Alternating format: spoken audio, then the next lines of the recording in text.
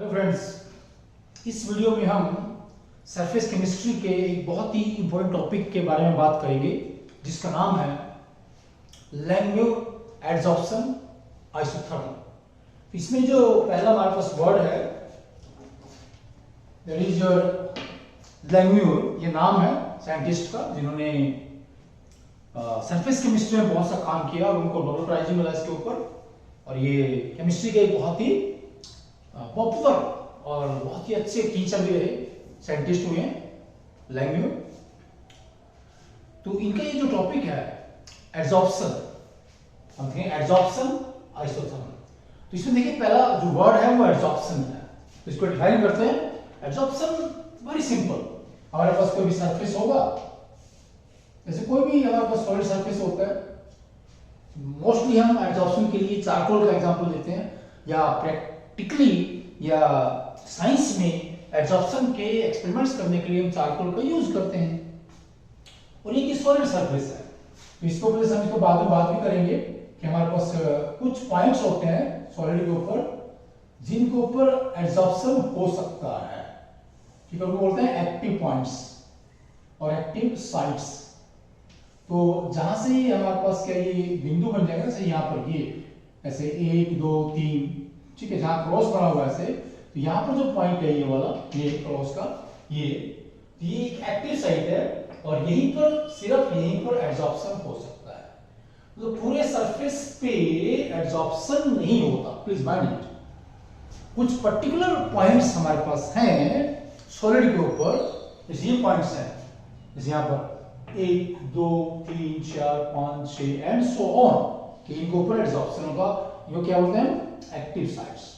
मतलब जैसे ये सॉलिड है, यहाँ पर गैस मॉलिक्यूल जाकर ऐसे जमा हो जाते हैं ऐसे इन पॉइंट्स के ऊपर, और ये मॉलिक्यूल यहाँ पर आकर चिपक जाते हैं इस तरह से, सरफेस के ऊपर आकर चिपक जाते हैं। और इस क्रिया को, इस प्रोसेस को यहाँ पर ये हमेशा के लिए चिपक जाते हैं, निकलेंगे नहीं बाहर। ठीक है, क्या बोलते हैं? एडजॉर्प्शन। सो एक्यूमुलेशन, पहले क्या एक्यूमुलेशन होगा, मतलब यहाँ पर पार्टिकल आकर क्या स्टिक करेंगे गैस के, फिर यहाँ पर ये रिटेन हो जाते हैं, यहीं पर ये चिपक जाते हैं, और इस प्रोसेस को बोलते हैं यहाँ पर एडजॉर्प्शन। और यहाँ से अलग से लेंगे हमारे पास कि आइसोथर्म का मतलब क्या है। आइसोथर्म की टर्म आप बहुत यूज करते हैं बार बार, यहाँ से इसको आप समझिए, बहुत इंपॉर्टेंट बात है। ठीक है, iso means same, therm means यहाँ पर टेम्परेचर, सेम टेम्परेचर। जो ये वर्ड मीनिंग है यहाँ पर क्या है इसका? ये सेम टेम्परेचर। तो आइसोथर्म क्या होते हैं फिर? ये क्या होगा? ये तो क्या होगा, ये मैथमेटिकल फॉर्मूला है, मैथमेटिकल फॉर्मूला और एक ग्राफ। क्या बोलूं मैं? और एक ग्राफ। क्या होगा इसमें? और एक graph which relates two variables at constant temperature. very very important। हमारे पास क्या है कि ये दो वेरिएबल्स हैं x और y, right? x and y। तो अगर हम x को चेंज करें तो y कैसे चेंज होगा, या x के चेंज करने से y के ऊपर क्या असर होगा? At same temperature, here we are not changing temperature, temperature remains constant।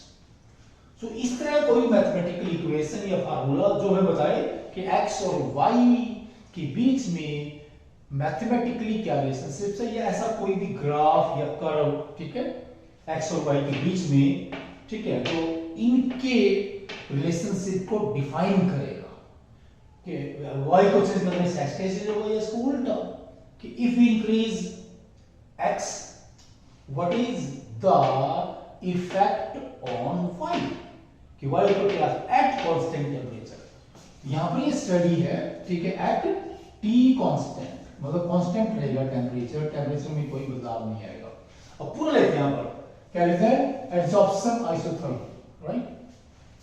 जैसे यहां पर एडजॉर्प्शन हो रहा है, गैस का एडजॉर्प्शन हो रहा है यहां पर ये, ठीक है, और यहां पर ऊपर गैस है, ये गैस फेज में गैस मॉलिक्यूल्स हैं दूसरे, राइट? यदि हम गैस का प्रेशर चेंज करें, बढ़ाएं या घटाएं, तो एडजॉर्प्शन के ऊपर क्या असर होगा? एडजॉर्प्शन घटेगा या बढ़ेगा? तो इस तरह की स्टडी है क्या कि हमारे ये x is the amount of gas absorbed at a given pressure let's say P1 at constant temperature. T is equal to constant. T is equal to constant at constant temperature. यदि हम pressure को बढ़ाते हैं x, जो gas की amount absorb है वो घटेगी या बढ़ेगी। तो इस तरह का जो स्टडी है, राइट, वो क्या बोलेंगे? Absorption isotherm, the change in amount of the gas absorbed with change of pressure at constant temperature is known as the absorption isotherm. तो कोई भी फॉर्मूला या हमारे पास ग्राफ या इक्वेशन जो हमें क्या बताएगा कि गैस का प्रेशर चेंज करने से एब्जॉर्प्शन के ऊपर क्या असर होता है कांस्टेंट टेम्परेचर के ऊपर, उसे क्या बोलेंगे हम? Absorption isotherm. और यहाँ पर हम क्या डिस्कस करने जा रहे हैं? लैंगम्यूर। लैंगम्यूर ने अपना एब्जॉर्प्शन आइसोथर्म, ठीक है, देने से पहले, मैथमेटिकली ड्राइव करने से पहले कुछ चीजें एज्यूम की, ठीक है। उसने क्या बताया कि ये जो सॉलिड सरफेस है यहाँ पर, ठीक है, जिसके ऊपर एब्जॉर्प्शन हो रहा है, इसे क्या बोलते हैं यहाँ पर? एब्जॉर्बेंट। एब्जॉर्बेंट, जिस सॉलिड सरफेस के ऊपर एब्जॉर्प्शन होने जा रहा है उसे क्या बोलते हैं हम? Absorbent, right. और जो यहाँ पर गैस मॉलिक्यूल्स या जिस गैस के मॉलिक्यूल यहाँ पर एब्जॉर्ब होंगे उसे बोलेंगे हम एब्जॉर्बेंट, राइट, एब्जॉर्बेंट। यहाँ पे क्या है? उसने कहा था कि ये जो सरफेस है पूरा होमोजेनियस है, ये पूरी सरफेस क्या है? होमोजेनियस है, और इसके ऊपर जो जिन पॉइंट्स पे हमारे पास क्या है? एब्जॉर्प्शन होगा उनकी संख्या फिक्स है, राइट। और एक साइड के ऊपर एक ही मॉलिक्यूल एब्जॉर्ब हो सकता है।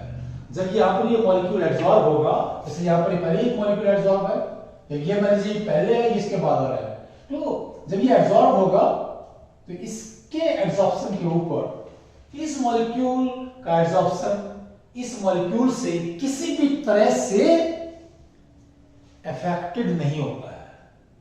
बोला जो नेबरिंग हमारे पास एब्जॉर्ब्ड मॉलिक्यूल्स हैं वो एक दूसरे के ऊपर किसी तरह का प्रभाव नहीं डालते हैं, प्रभाव नहीं डालते हैं, राइट।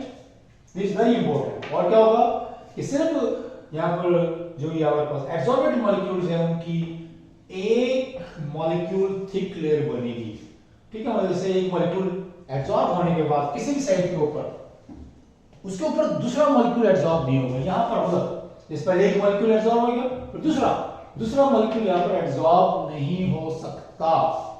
ये किसने कहा? लैंगम्यूर ने। हालांकि ये बात बाद में गलत प्रूव हुई, छोड़िए उस बात को। दूसरा क्या कह रहा है कि जब ये यहाँ पर काफी मॉलिक्यूल एब्जॉर्ब हो जाते हैं तो ये मॉलिक्यूल क्या यहाँ से जो एब्जॉर्ब मॉलिक्यूल वापस गैस फेज में जाना शुरू कर देते हैं। क्या बोलते हैं?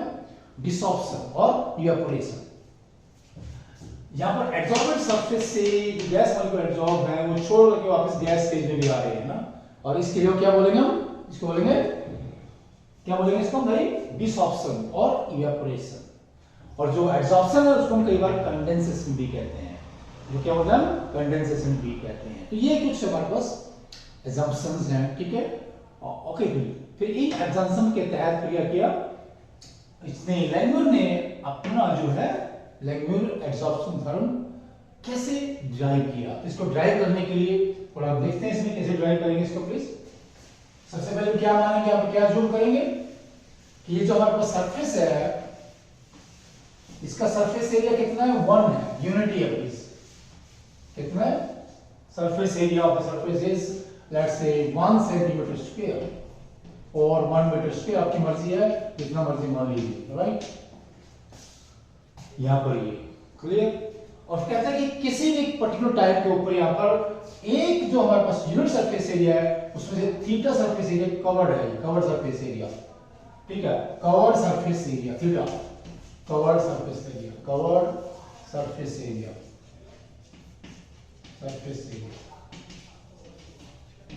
ठीक है। कितना है?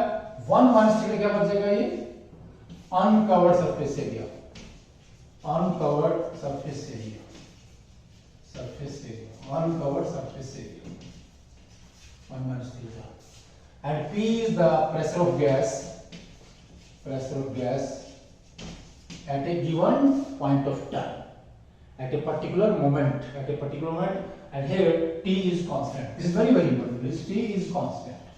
T यहाँ पर क्या है? टेम्परेचर कांस्टेंट है, टेम्परेचर कांस्टेंट है। सो यहाँ पर rate of absorption at a particular moment depends on what, let's say R1 rate of absorption is equal to K1।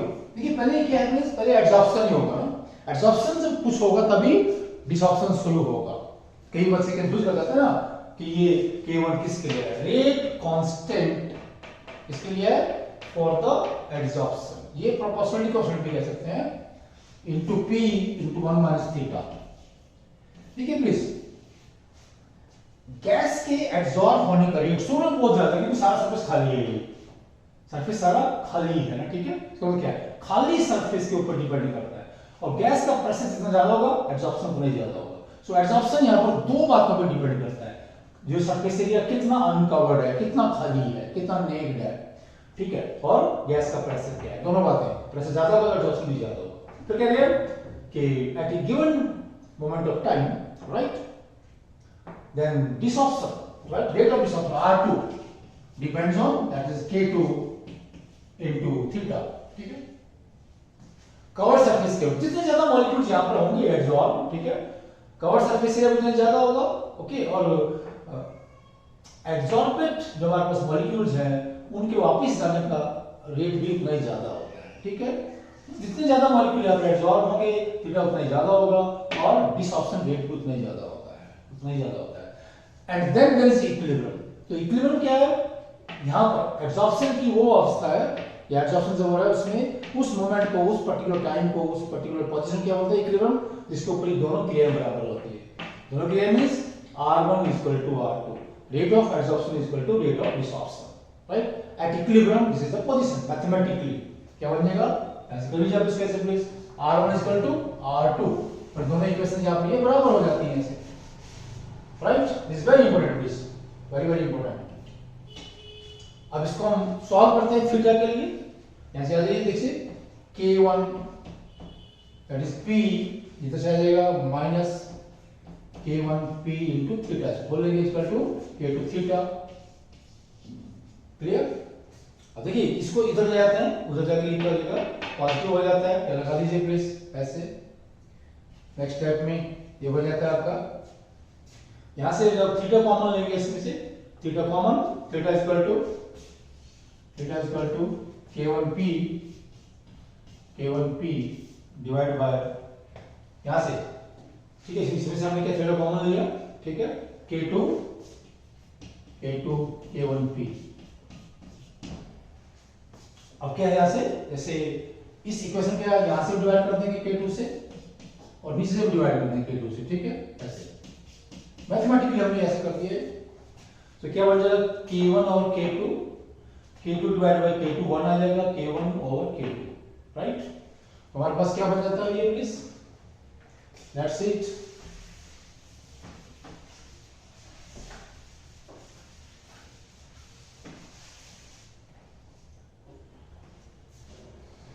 K1 over K2 divide by K2 equal to A, ये constant है please, क्योंकि ये दोनों ही constant है। देखिए rate ये हमारे पास क्या है, प्रोपोर्शनलिटी कांस्टेंट, किसके लिए, एब्जॉर्प्शन के लिए, डिसऑर्प्शन के लिए, दोनों ही टेम्परेचर पर डिपेंड करते हैं, टेम्परेचर पर डिपेंड करते हैं, इसलिए A भी टेम्परेचर पर डिपेंड करेगा, ठीक है।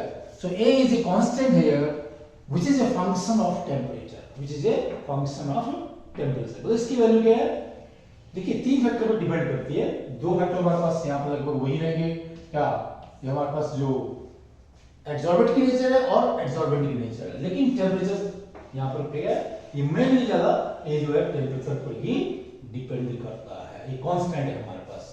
तो प्लीज इसमें ये ले आते हैं, यहाँ पर रखते हैं कांस्टेंट को, राइट, इसमें, तो इसमें इधर रखेंगे, आगे रख देते हैं आपका theta equal to AP1 plus AP, and this equation, mathematical equation, is very very important, which is known as the Langmuir adsorption system।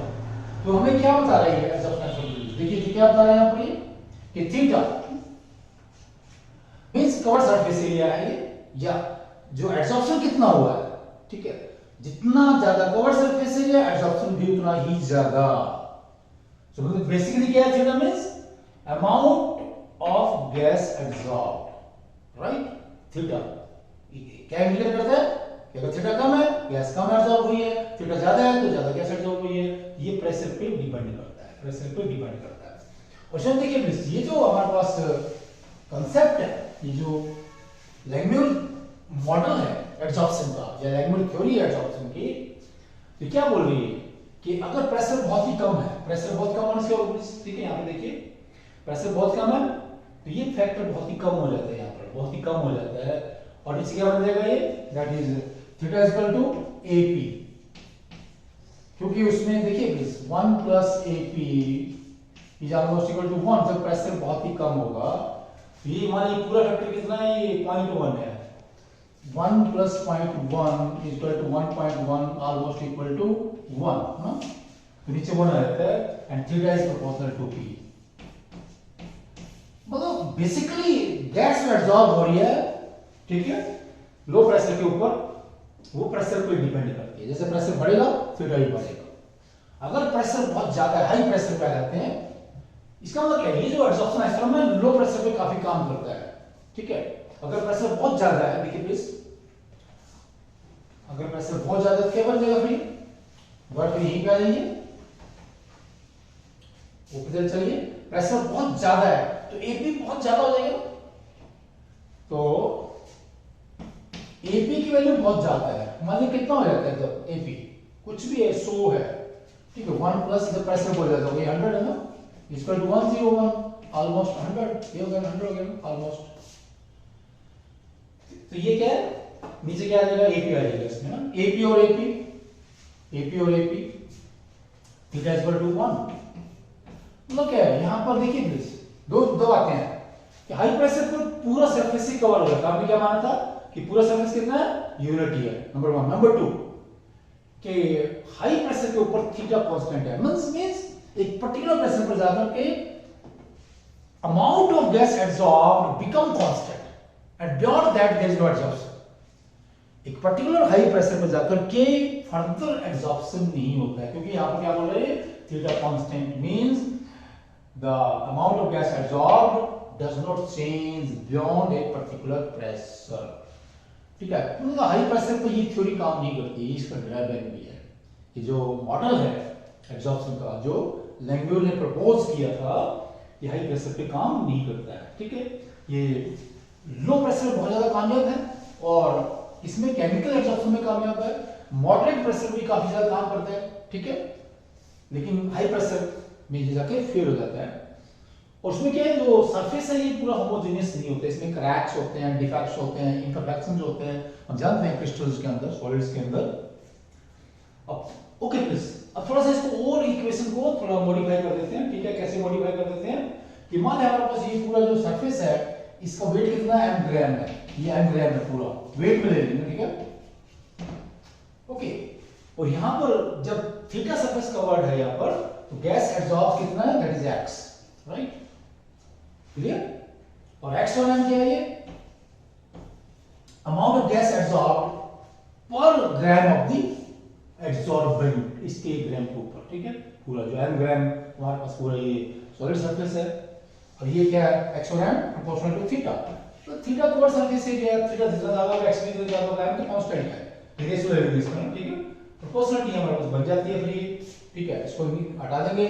Let's we take K3 का प्रोपोर्शनलिटी कांस्टेंट, क्या लेंगे पर प्रोपोर्शनलिटी कांस्टेंट। अब देखिए please, ये इधर आ जाएगा K3, नीचे आ जाएगा 1 और K3, तो क्या बन जाएगा यहां से, ये आ जाएगा थीटा, K3 नीचे ले लेंगे। नेक्स्ट स्टेप में क्या पर हो गया ये, अभी दोनों कंपेयर कर लीजिए, थीटा यहां पर आ जाएगा, ठीक है, इनको तो बेसिकली क्या लेगा यहां पर, देखिए प्लीज, अगर यहां पर लेते हैं ये हम इक्वेशन ऐसे रख लेंगे और फिर यहां पर ले लेंगे कि यहां पर देखिए थीटा की वैल्यू, देन x और m,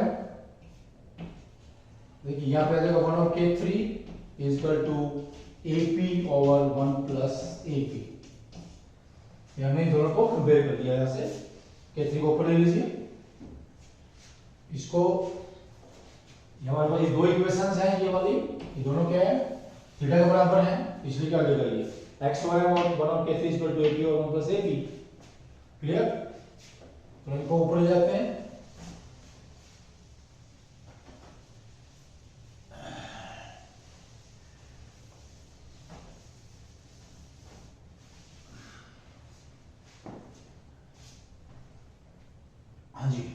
तो ये क्या बन जाएगा, x over m equal to K3 into A P over 1 plus AP।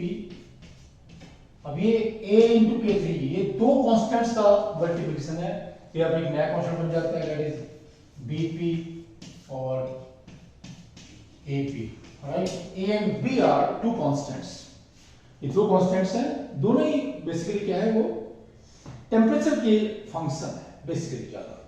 तो इसको रियलाइज करते हैं इक्वेशंस को, यहां पर रियलाइज करके ये क्या x ओवर m ऐसे करेंगे डिवाइड बाय p, ये जो p है इसको नीचे ले आते हैं यहां पर, equal to b over 1 plus ap। अब ये जो इक्वेशन है इसको उल्टा कर देंगे ना, इसको टिल्ट कर देते हैं, उल्टा कर देते हैं, ठीक है। Let's tilt this equation.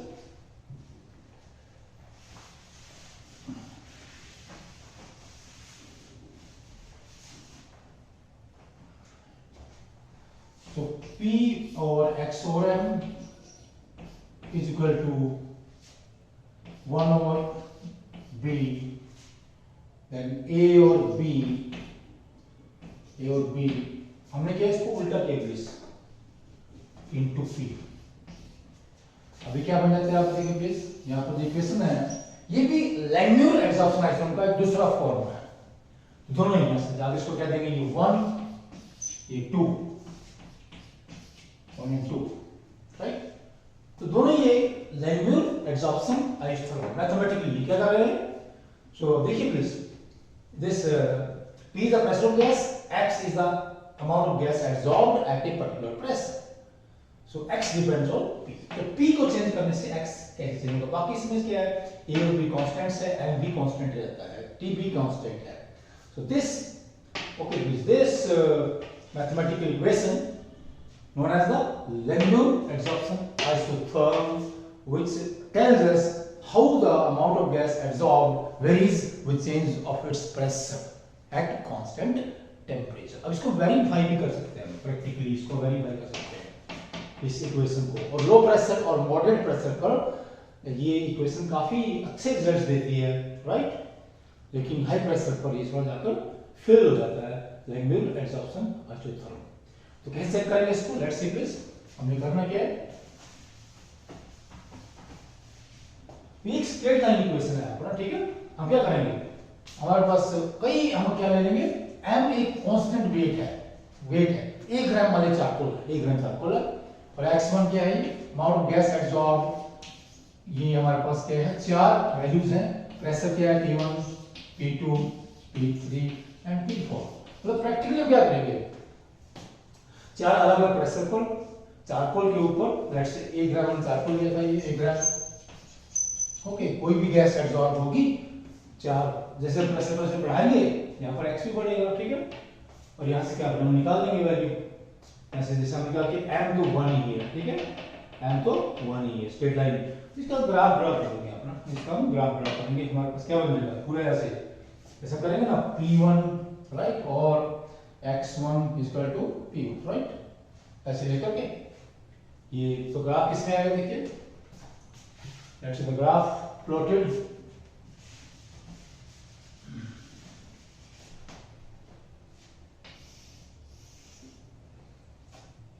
P divide by x और m वर्सेस P, ये 4 वैल्यू है, और हमारे पास ग्राफ ऐसे आता है, ठीक है। क्योंकि ये हमारे पास क्या है, it is a straight line equation with positive slope, right.